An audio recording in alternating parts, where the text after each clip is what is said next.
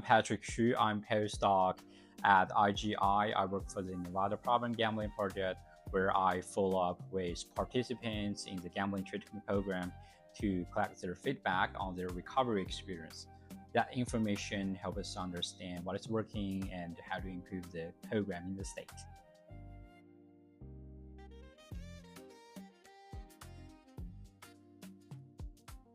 Well, I came up through casino operations, and there was a moment where I watched a guy gamble for 5 days straight, no sleep, and that image stuck with me.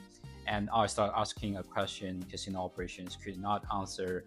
And why do people keep gambling when it's clearly hurting them? And that's basically what drew me into research.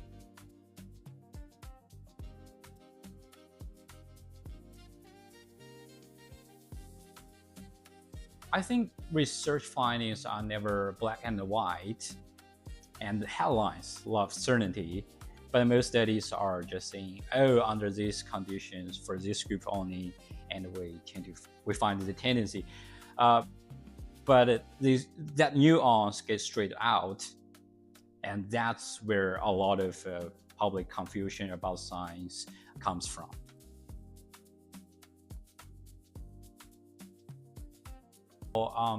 Academic timelines are brutal. You can submit a paper and not hear back for 6 months. So I have learned to keep multiple studies moving at once. So there's always something to make progress on.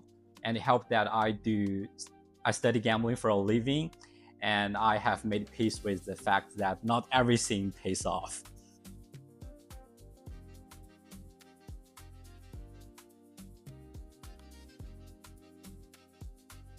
So I always ask questions that matter to someone outside academia. If I cannot explain why a study matters to a policymaker or treatment provider, that's a signal that I need to rethink about my research questions.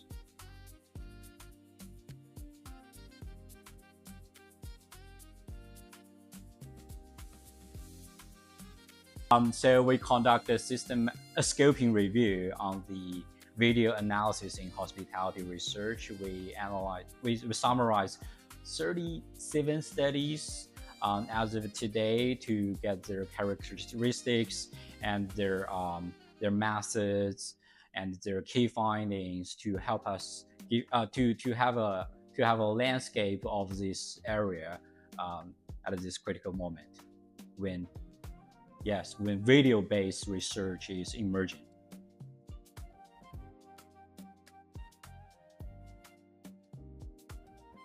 It provides guidelines for future researchers when they are going to look at video-based studies.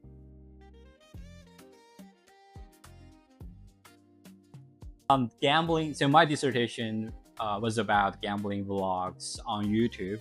People nowadays are filming themselves gambling for millions of viewers. But the big question is that does watching that stuff make people more likely to gamble, and does it change how they think about gambling? I wrote a whole dissertation on it, but I still have more questions than answers. Thank you.